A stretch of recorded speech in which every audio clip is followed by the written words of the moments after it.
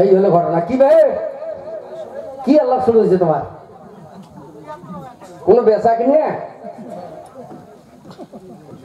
অনুরোধ করো মা, কাউ করেন না। তোমরা মনে করবেন বলে রাখলে এদি দেখতেন যে আমার যদি না দেখায় বাবু, আমার যত চোখ, পিছনে চারটে, সামনে চারটে, ডাইনে চারটে, বাইরে চারটে, এইরকম আমরা চোখ ব্যবহার করি। মা কায় কি বলেন আমরা ইঙ্গিতে বুঝতে পারি। এই যে আরামের বিছনা হারাম করি, পায়ে কষ্ট দিয়ে, গরমের দিনও ফ্যানের হাওয়া ছাড়িয়ে এটা শিখিয়ে মাউরিয়া সন্নাকান কামবাড়ির ভোগরে নির্নান বসি আছে। কিসের জন্য? কিছু কথা শোনার জন্য। তাহলে যদি আজকে কিছু কথা শোনার জন্য আজকে আরামের বিছনাকে হারাম করে ত্যাগ করে এই ফাঁকা জায়গাটার মধ্যে যদি 1 লাখে কমা গেলে মা ওই ফাঁকা জায়গার মধ্যে বসিত কত কাজ আবার ভাবেন কম তো যাবেন। এটা কে আসছেন কিছু শোনার জন্য? তোমরা এটা যে শুরু করছেন কার ভাতার কেমন, কার ভাতার কি আনিয়ে দিছে সেলে অনুরোধ করো মা, কাউ ঘটর ঘটর করেন না। তাই দেখো এই এক কথায় দুই কথায় কথাটা বেশি প্রকাশ হয়ে গেলেন। হওয়ার পরে ওই আনসারিয়ার কারণে এই কথাটা পৌঁছে যায়। আনসারিয়া ভাই বলছে, ভাই রে এই কথা গোপনে বলার দরকার নাই গো গিয়া, আমি আনসারিয়া কথা দিলে আমি একটি করবো বিয়া। এই কথা বলার পরে আনসারিয়া বাড়িতে আসিল, সুন্দর করে ঘটককে ডাকে বলিতে লাগিল, ওরে ঘটক সাহেব একটা কাজ করো, এই মুহূর্তে আরো মক্কা মদিনা শুনিয়া বাগদার সম্ভ্রম কৌতর কইছি নাই তুরস্কে যাও গিয়া, আমি যেরকম শিক্ষক এইরকম শিক্ষিত একটা পাত্রী দাও মেলিয়া। আমি যেরকম শিক্ষক এইরকম একটা শিক্ষিত পাত্রী দেখো, যা খরচ লাগবে সমস্ত খরচ মেয়ের বাড়িতে দিয়ে আমি মেয়েটাকে নিয়ে আসবো। এটা হলো শরীয়তের বিধান, ডিমান্ড নেওয়া চলবে না, দরকার হলে তা কিছু সহযোগিতা করা হয়। কি দাদা আমরা শাড়ি যখন এমনি নিবেন না পাই তখন এলাকা কি তোমার মেয়ের হক যেটা সেটা দেন, সাবাত তো নয়, নিজে তো যাবার নয়, বলে ওই জামাই গুলে যাবে ওইলে সাওয়াসুই যা করে করবে, বললে মোর হক নেই। এই তো হলো দুনিয়ার নীতি। আজকে দেখো কি কর্ম করে গেল। হ্যাঁ আনসারিয়ার আজকে দেখো পাত্রী খুঁজতে হই না চলে যায়, গোথায় জায়গা তন্ন তন্ন করে খোলা, এবার খোঁজ করিল গিয়া ওই রকম শিক্ষিতা পাত্রী পায় না রে খুঁজিয়া। বাগদাদ শরীফে যখন ওই না রে পৌঁছিল সুন্দর একটি এবার মেয়ের সন্ধান তখন যে পাইল। মেয়েটা খুব দেখতে ভালো।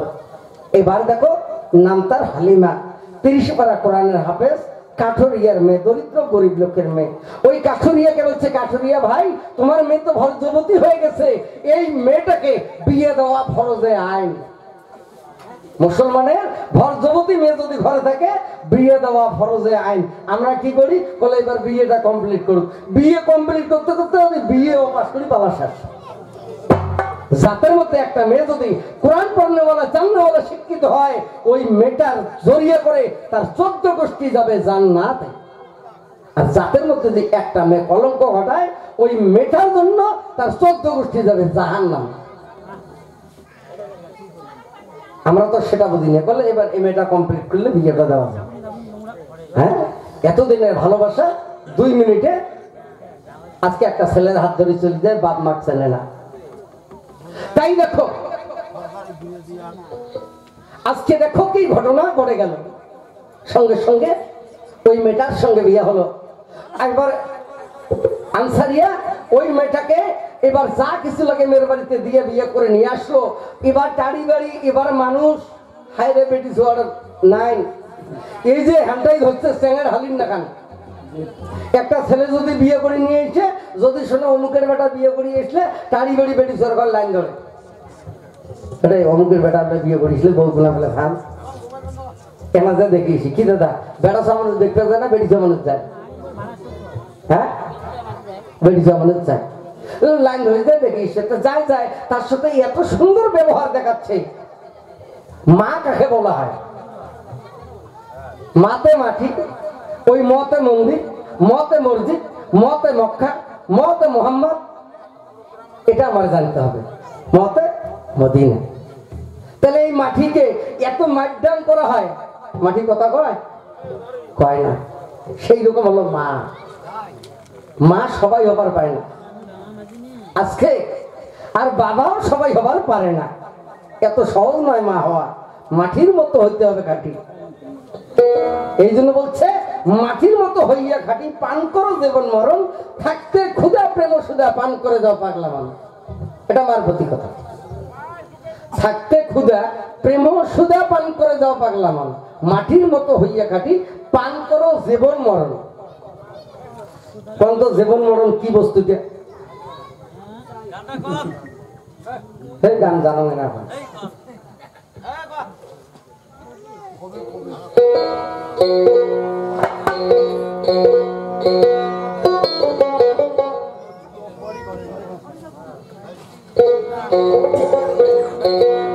তাই আপনারা ধৈর্য সহকারে শুনবেন বা বোঝার জন্য চেষ্টা করবেন।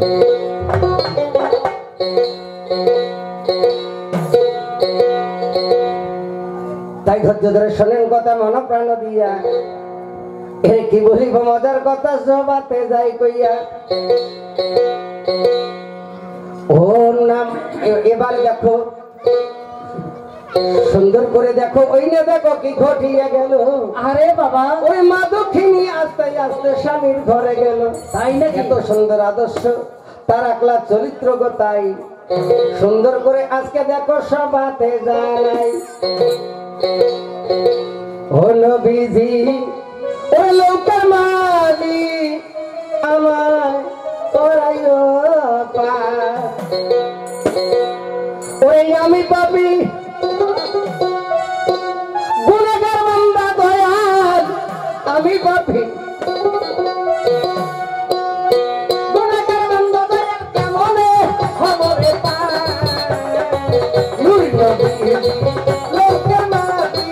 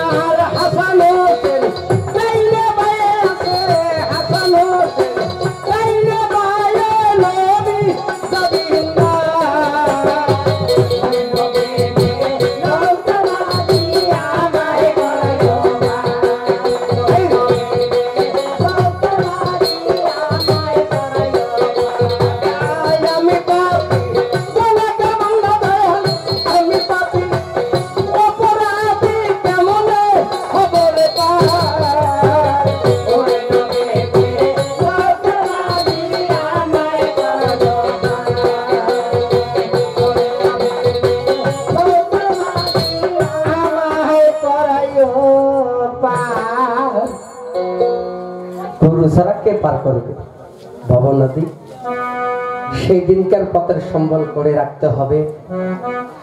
আজকে আমরা তোমরা যে কোনো ভাই আছি না কেন একটু ভাবনা চিন্তা করে দেখবো, এটা আমার ক্ষণস্থায়ী দুনিয়া। সুন্দর করে বিয়ে করে আনার পরে সব মেয়েদের মুখেই একটাই কথা, আনসারীর স্ত্রী খুব ভালো, দেখতে ভালো, কথাবার্তা ভালো, চলন ফেরন ভালো, খুব ভালো। এই কথা শুনতে শুনতে কথাটা চতুর্দিকে ছড়িয়ে গেলেন। এই ছড়িয়ে যাওয়ার সঙ্গে সঙ্গে ওই নারীটিকে তার রূপের বর্ণনা শুনে একটা পুরুষ লোক পাগল হলো। এই পুরুষটার নাম কি মামার কাছে জিজ্ঞাসা হলো। এতগুলো বেটিচা মানুষ দেখিয়েছিলেন, সবার মুখে ভালো কথা প্রচার হয়ে গেল।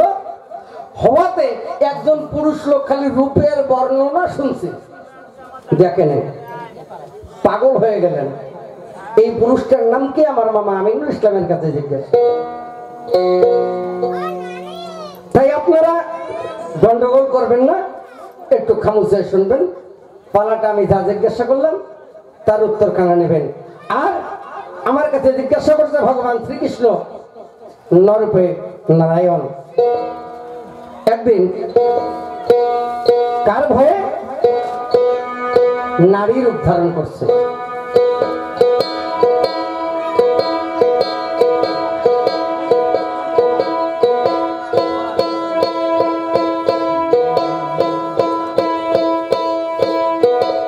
তাই দেখো সুন্দর কথা জিজ্ঞেস করছে আমার কাছে গিয়া, ওরা ধীরে ধীরে সনাতন ধর্মের কথা বলিব খুলিয়া। আজকে দেখো ভগবান শ্রীকৃষ্ণ বিরাজ করে, দেখো তাই সবার কাছে আমি একটু অনুরোধ জানাই। নারদ মুনি নারায়ণকে জিজ্ঞেস করলো গিয়া, সত্য কথাই ও নারায়ণ বলো না খুলিয়া।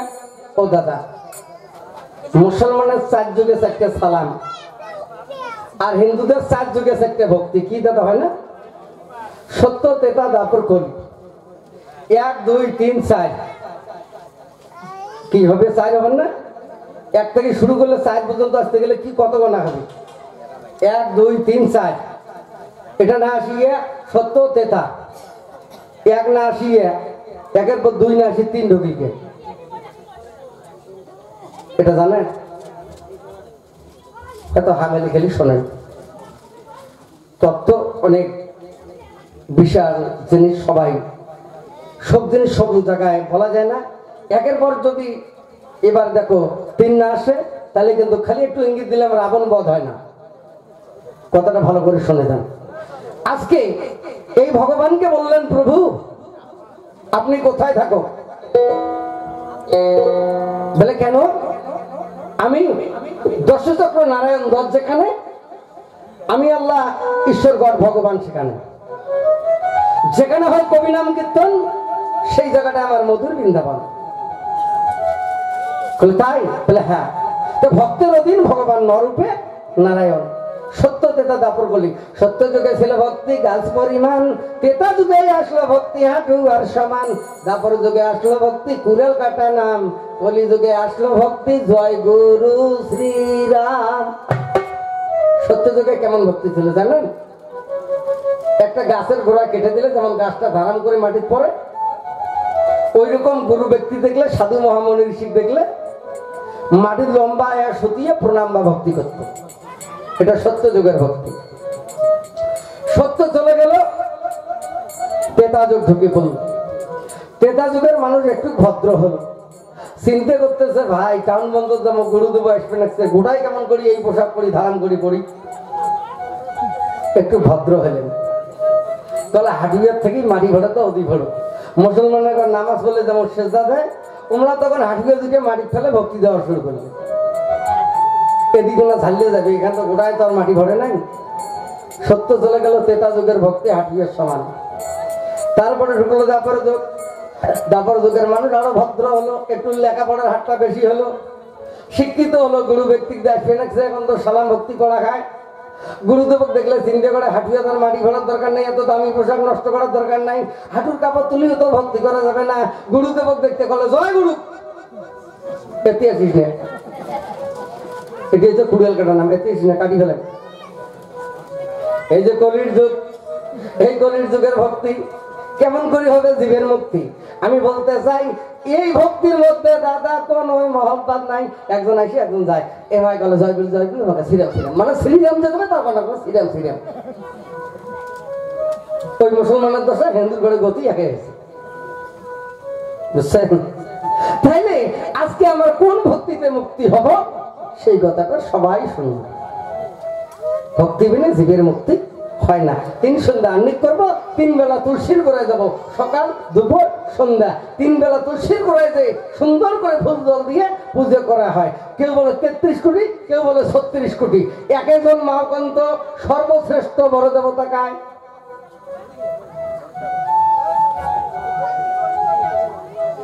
কি ভাই পুজো বাদ দিচ্ছেন নাকি?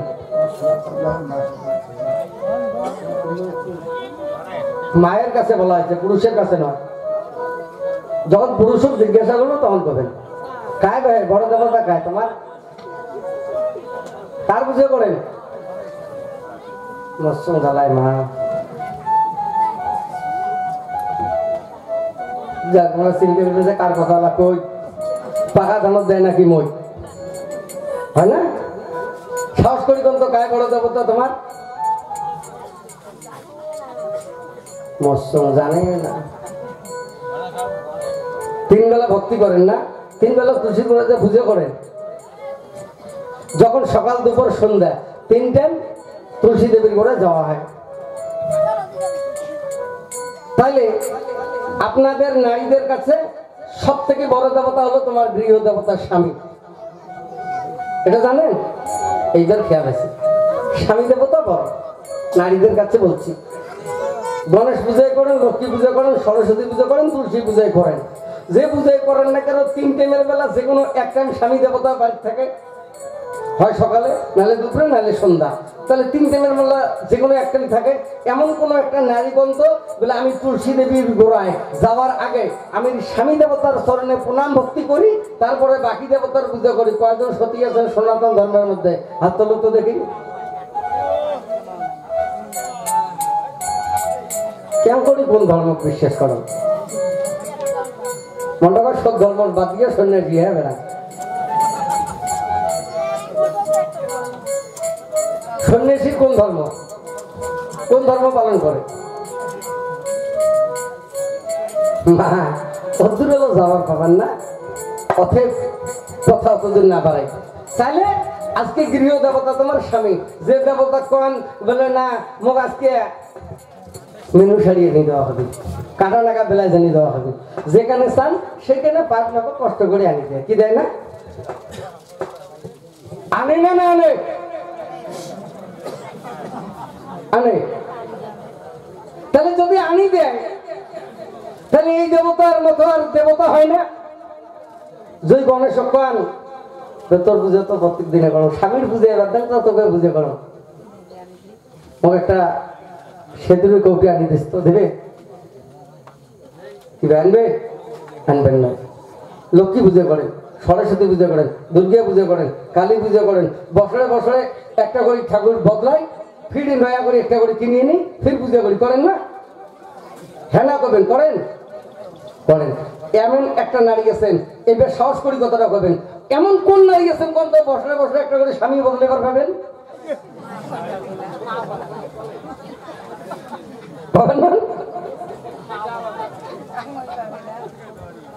এই তো কথা। তাহলে কোন দেবতা বড় হল? তোমার গৃহ দেবতা স্বামী, তার চরণে ভক্তি, তাহলে হবে জীবের মুক্তি। এই যে লক্ষণা দেখলেন না, এই যে সুলসুলের লক্ষণা আছে ভাই, মাই নকছে দেখি শুনি না নিকে করছে, আগের ভোলগুলা মরছে, সে ভোলগুলা ভুল কই নিয়ে সঠিক গুণা হচ্ছে।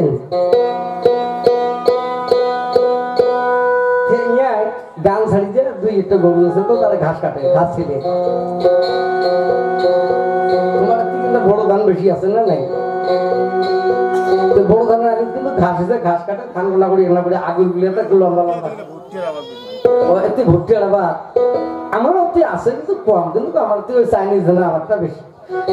আমার ঘাস কাটে ইয়ে শ্বশুরিও আসবে ধরছে, তেলা আসবে ধরছে, লাল টক টক ফল ফল এখন শাড়ি কিনছে, বেশ সুন্দর করে ঘোমটা দিছে, একটা মিষ্টির টোপলা হাতল নিছে, আর ঘোমটা এখন মাথার বেশি করে দিছে। এমাইলা দেখি মনে মনে ভাবছে যে বিয়ে যে এখন না করতে হয়, নিকেটা যে এই কিছুদিন এখন না করতে হয়, এটাকে নিকে করতে হয়, মনে মনে ভাববে লাগছে। হ্যাঁ এমাই খালি চালা চলুত করে মারে ভিত্তি দেখে যখন বারে বারে দেখে তুই শশীগুলো তো টের পেয়েছে বলে জামাই যদি মুখ চিনছি না নাই চিনে অমন উলুক ভুলুক না হয়েছে তোর মাথার ঘন্টাকে না আরো বেশি করে দিছি এমাই আলা যখন আর মুখ দেখতে না পায় না দেখতে পায়া ওই বেড়ি সড়ক থেকে কি গান ছাড়ে দিচ্ছে জানেন ওরে আমি কি তোর আপন ছিলাম না ওরে মহিনার মা ওরে তোমায় সারা জীবনে বাসে না শশীর দিকে ওই গান গানছি তুমি তো চেনে নাই শশী গান না জামাই আমার মালটা ঠিক আছে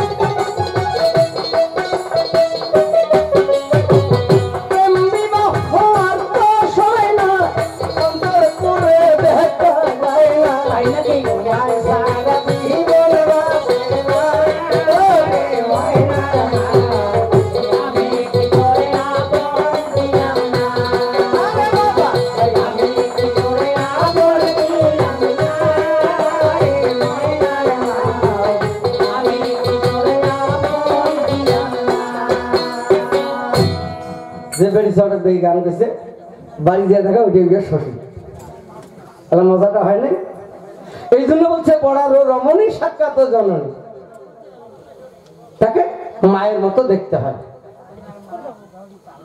আজকে ওটা তো নাই এলা কি ঘটনা ঘটলো ভাই ধৈর্য ধরে শুনিবেন সবাই এই যে কৃষ্ণ কার ভয়ে নারী রূপ ধারণ করল এটাই জিজ্ঞেস করছে না কৃষ্ণর মামা কয়জন জানেন দুইজন একজন আয়ান একজন হলো কংস আয়ান কিন্তু খুব ভালোবাসে কৃষ্ণকে যে কোনো জায়গায় যায় আজকে দেখো ভাগ্নাকে ছাড়ে না মামা ভাগ্না যেখানে আপদ বিপদ নাই সেখানে কি এই কথাটা বলে না এটা কিন্তু আসলে কথাটা হয় আর আমরা মামা ভাগ্না যেখানে আমার খালি ঝগড়া লাগে সেখানে বলে সবগুলো যদি মামা আমরা গেলে দুঃখে এলাম ভাগ্নে তেলা এই জন্য ভাগ্নে 14 গোষ্ঠীর বড় মামার ঘরের কথা ছাড়ি ভাগ্নের কথাটাই ধরো আজকে এলা মামা বিয়ে করতে যাবে তা ভাগ্নাকে সঙ্গে করে নিয়ে যায় সংক্ষেপে কথাটা বলছি শোনেন তারপরে বাকি স্ত্রীর পরে বলবো আজকে যখন ভাগ্নাকে নিয়ে যায় যাইতে যেতে কাকে বিয়ে করতে গেল রাধিকা যখন বিয়ে করতে গেল যাওয়ার পরে আজকে বিয়ার মণ্ডপে বসলেন বসার পরে সুন্দর করে আজকে দেখো বিয়ার কার্য শুরু হয়ে যাচ্ছে যেমন এবার দেখো 4টি কলার গাছ গেড়েছে মাঝখানে একটা ঘট রাখছে। আজকে সুন্দর করে ব্রাহ্মণ ঠাকুর আজকে ওই বিয়েটা শুরু করছে। এই যেমন প্রশ্ন গোনা করছে, যদি এলা এটা কোনো গিয়ে পুষ করো বলে রাতে আর আয়ানের বিয়েটা কোন ব্রাহ্মণ পড়াইছে এর বাপের চুতির আছে কয় কুদি যে বেড়া ভাঙি দৌড়িবে কোনো ঠিক নেই। এলা যখন ব্রাহ্মণ বলছে এবার আয়ানকে ডান হাতখানা ঘটের উপরে দাও। ভগবান শ্রীকৃষ্ণ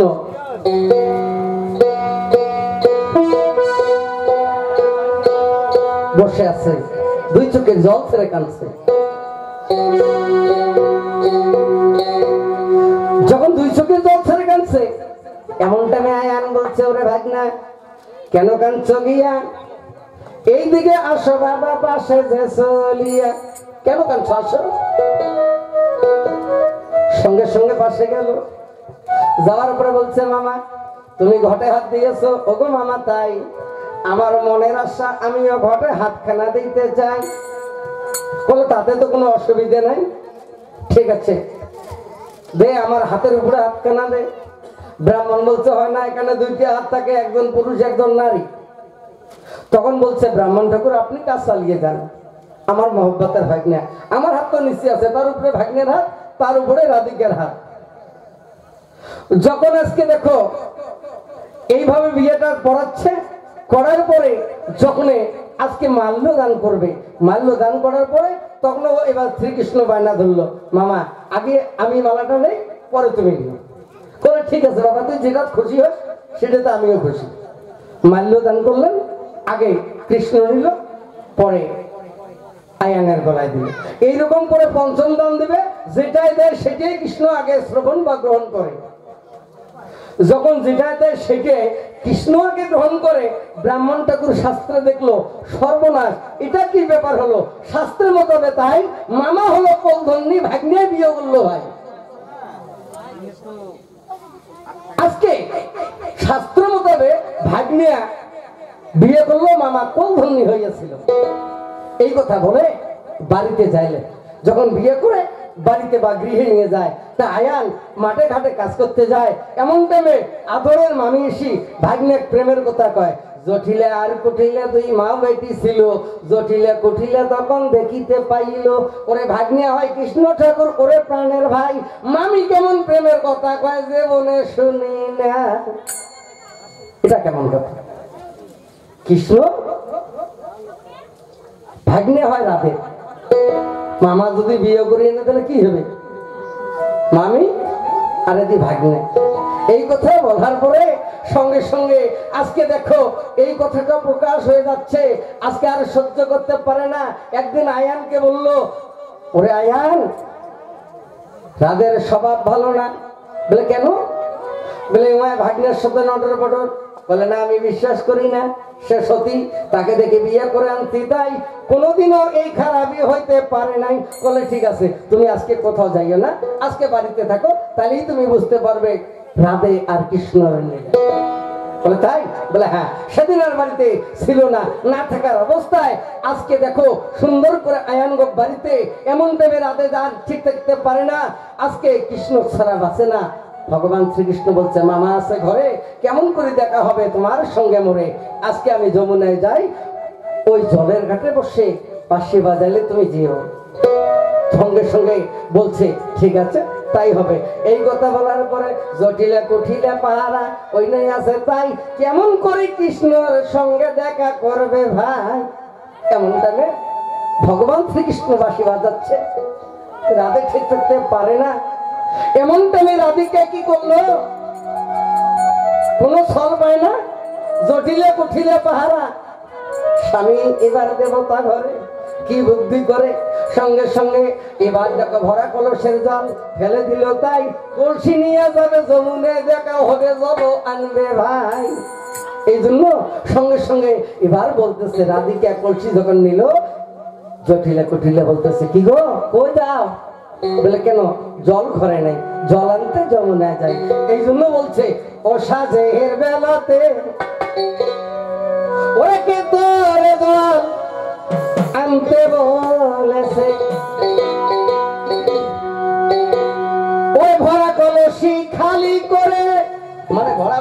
ফেলে দিছে যমুনাতে যাও গো চলে ভরা কলসি খালি করে যমুনাতে যাও গো চলে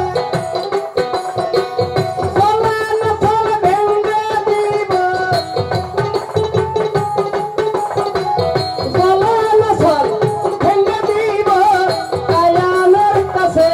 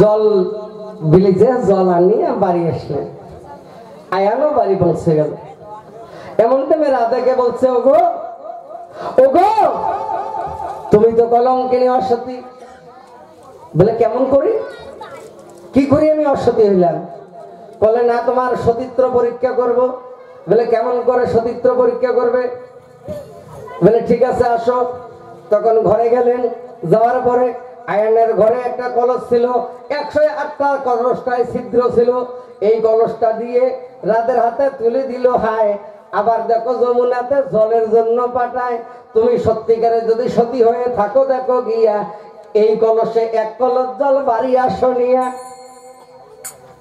কি বুঝলেন যদি সত্যিকারে সতী আছো এই কলসটা 108টা ছিদ্র আছে এই কলসটা নিয়ে যমুনার থেকে এক কলস জল আনি যদি তুমি আমার কাছে দিতে পারো আমি জানি তুমি সতী আছো রাতে তখন এবার সৃষ্টিকর্তার নাম স্মরণ করে বলছে আমি তো কোনো পাপ কাজ করি নাই এবার শাস্ত্রে যার সঙ্গে বিয়ে আছে আমি তারই দেখা করতে গেছি ভগবানের নাম স্মরণ করে যমুনার থেকে ওই 108টা ছিদ্রওয়ালা কলস নিয়ে এক কলস জল নিয়ে আয়নের কাছে উপস্থিত করে দিল তাই এক ফোঁটা জল বাইরে পড়তেছে না ভাই আয়ান চিন্তা করে ভিতরে প্লাস্টিক ভরে দিচ্ছে নাকি না দেখে ঠিকই আছে জল কলসিতে আছে জল বাইরে পড়তেছে না তোমরা তো রাধের জাতের নারী সেই যুগের বা নারীর একটু ক্ষমতা বেশি ছিল তোমার মনে হয় ক্ষমতা একটু কমে গেছে যাক বললে সোগে বাদ 160টা বাদ দিল একটা ছিদ্র করে দেওয়া হবে কলসির থলা কোন নারী পাবেন এক কলস জল আনবার হাত তুলো তো যখন কয়জন সতী আছে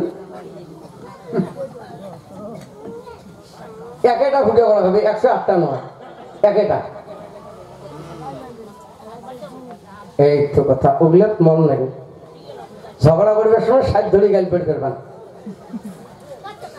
তাই দেখো এবার তখন প্রমাণ হয়ে গেল হওয়ার সঙ্গে সঙ্গে বলছে না আমার স্ত্রী আমার আদে কোনোদিন খারাপ হইতে পারে না সে অসতী হইতে পারে না তাকে ভালো করে জেনে রেখে আবার দেখো মাঠে ঘাটে কাজ করতে যায় মামি এসে ভাগ্নে আরি ঘুরি প্রেমের কথা কয় ওই জটিলে করিলে খুব রাগে জ্বলি যেতেছে তাই এই পালাটা এখানে রাখলাম এখন মামাকে যাই জিজ্ঞাসা করলাম তার উত্তরখানা চাই তারপরে কেমন করে নারীর রূপ ধারণ করলো তো তোমার কাছে যে এবার দেখো আমি লাস্টে হয়তো বলে দেব, একটাও ছাড়বো না। আজকে আপনারা যখন আছেন সুন্দর করে বলবো।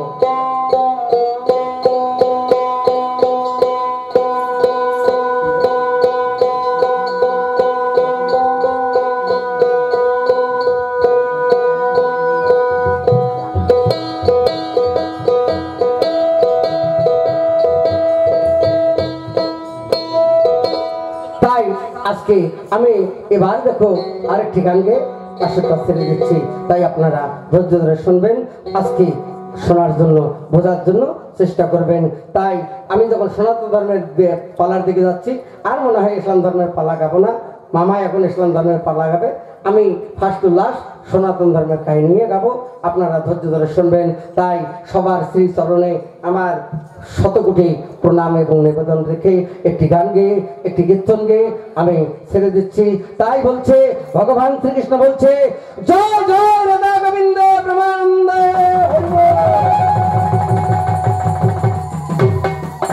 বলো হরে কৃষ্ণ হরে কৃষ্ণ, হরে কৃষ্ণ কৃষ্ণ হরে হরে হরে। ও মা